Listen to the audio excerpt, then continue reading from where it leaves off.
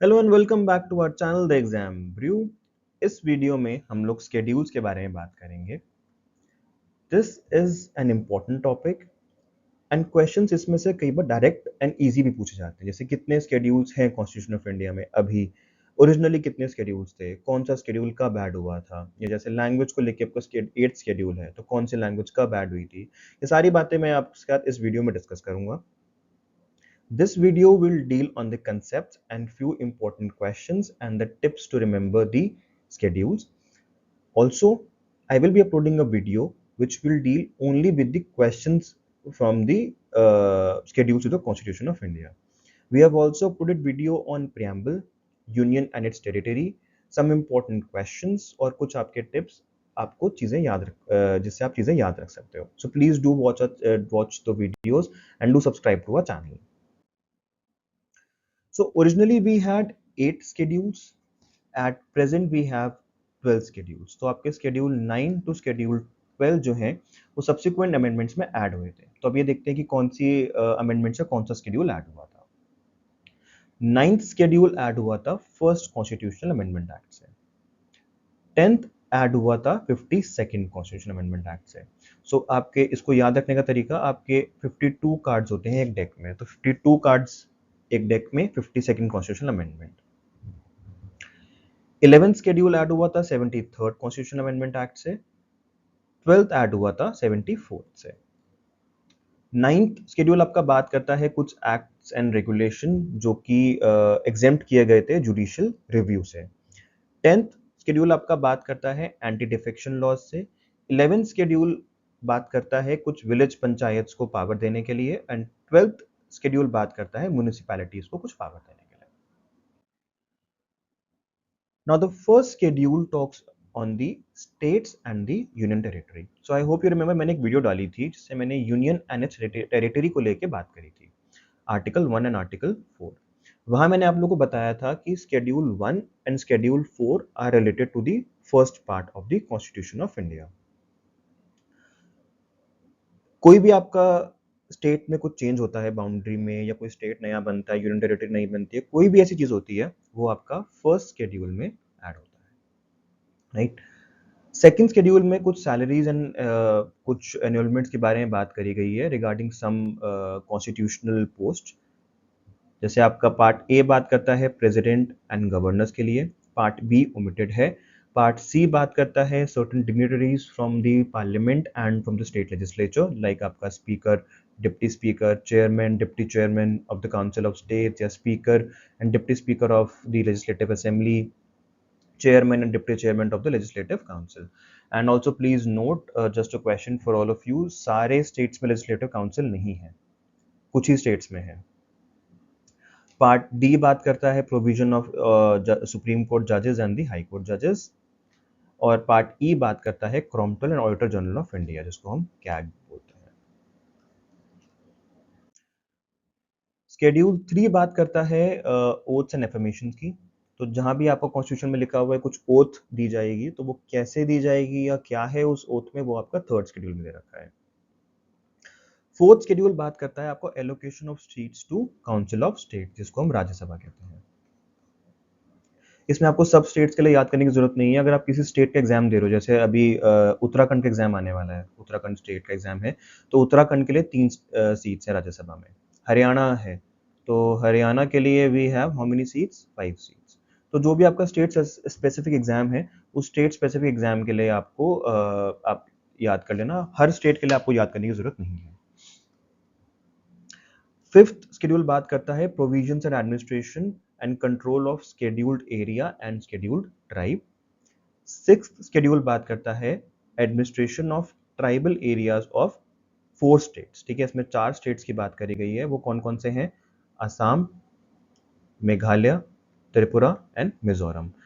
इसको याद रखने का तरीका क्या है, जैसे आप ने टाइम के लिए आप क्या बोलते हो, AM एंड PM, यहाँ पे है AM TM।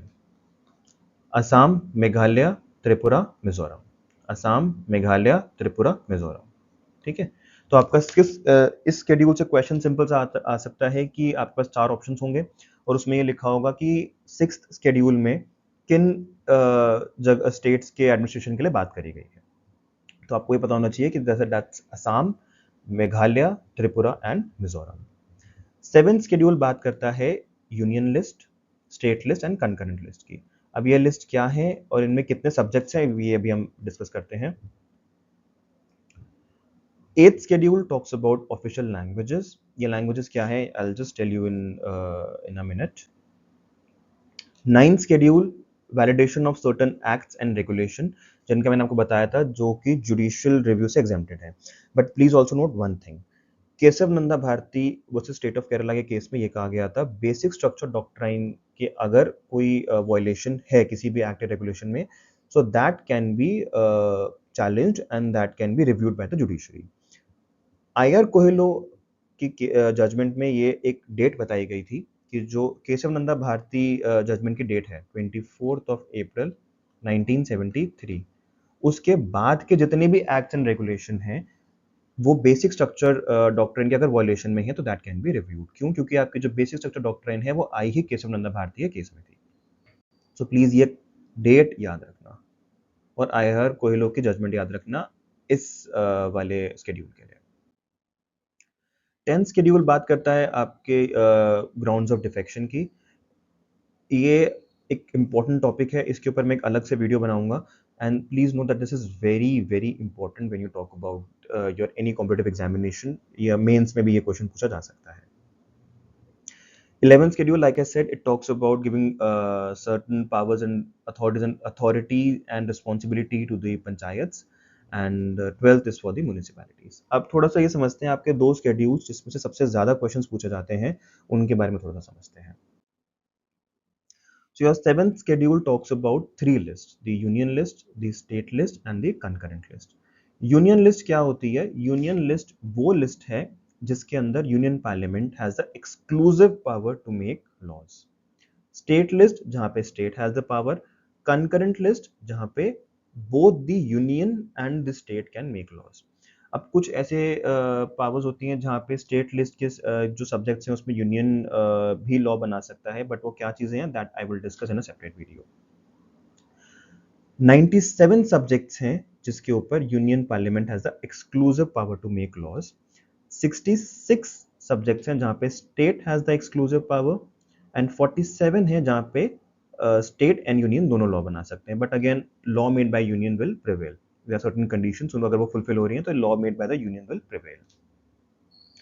Now please note, इसको याद रखने का एक बहुत आसान सा तरीका है। जो सबसे ज़्यादा सब्जेक्ट्स हैं वो यूनियन के पास है, उससे थोड़े से कम है स्टेट के पास, और उससे थोड़े से कम है विद दी, मतलब बेसिकली उसमें दोनों लॉ बना सकते हैं, the union and the union parliament and the state legislature. ठीक है, तो इसमें 7th शेड्यूल में से आपकी इतने ही यही क्वेश्चन आ सकते हैं, या मे बी एक क्वेश्चन ही पूछा जा सकता है जो जनरली एक आध जगह मैंने देखा भी है कि क्रिमिनल प्रोसीजर है या एजुकेशन है, वो किस लिस्ट में आता है। तो ये ही 2 या 3 बेसिक क्वेश्चंस प्लस किस लिस्ट में कितने सब्जेक्ट्स हैं, यही आपके इससे पूछे जा सकते हैं। Now let's talk about the 8th schedule. इसमें से काफी क्वेश्चंस पूछे जाते हैं, राइट। 8th शेड्यूल में originally we had 14 languages. At present how many languages we have? 22। तो ये जो आपकी 8 लैंग्वेजेस हैं ये आपकी किसी न किसी अमेंडमेंट से ऐड हुई थी। 21st कॉन्स्टिट्यूशनल अमेंडमेंट एक्ट से आपकी सिंधी लैंग्वेज ऐड हुई थी। 71st से आपकी कोंकणी, मणिपुरी एंड नेपाली ऐड हुई थी। सो याद रखने का तरीका, एम एन के जैसे आप अल्फाबेट पढ़ोगे तो एम एन ओ पी ऐसे होता है ना, तो एम एन एंड देन के पहले आता है, बट देन एम एन के से आप थोड़ा सा याद रख सकते हो। 92nd कॉन्स्टिट्यूशनल अमेंडमेंट एक्ट से 4 लैंग्वेजेस ऐड हुई थी, बोडो, डोगरी, मैथाली एंड सिंथाली। अब इसको याद रखने का तरीका, अभी कौन सी सेंचुरी चल रही है? 21st century, right. 21st से आपकी एक लैंग्वेज ऐड हुई।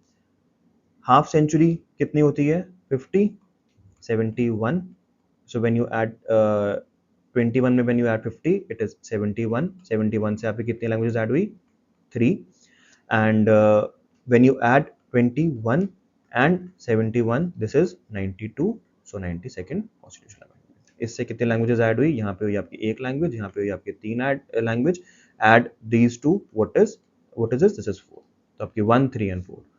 तो ये आपका बेसिकली तरीका है, and this schedule is very very important. चाहे आप स्टेट जुडिशरी का एग्जाम दे रहे हो, चाहे स्टेट का आप सिविल्स का एग्जाम दे रहे हो या यूपीएससी दे रहे हो, दिस इज वेरी इंपॉर्टेंट। इसमें से आपको डायरेक्ट क्वेश्चन पूछे जाते हैं, एंड मैंने मतलब कोशिश करी है कि हर चीज़ जो इसमें से पूछी जा सकती है वो मैंने इस स्लाइड में ऐड करी है।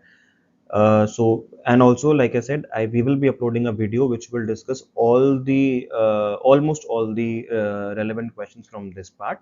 So please do subscribe to our channel to watch all our videos. Do share these videos with your fellow aspirants. If you have any suggestions, please do let us know.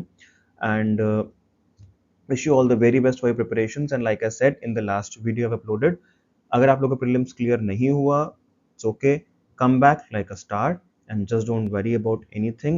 अगर UPSC नहीं भी clear हुआ तो कोई बात नहीं, you have other options, and please do not get disheartened. Do watch our videos and stay motivated, stay fresh, and wish you all the very best for your competitive exam preparation. Thank you so much.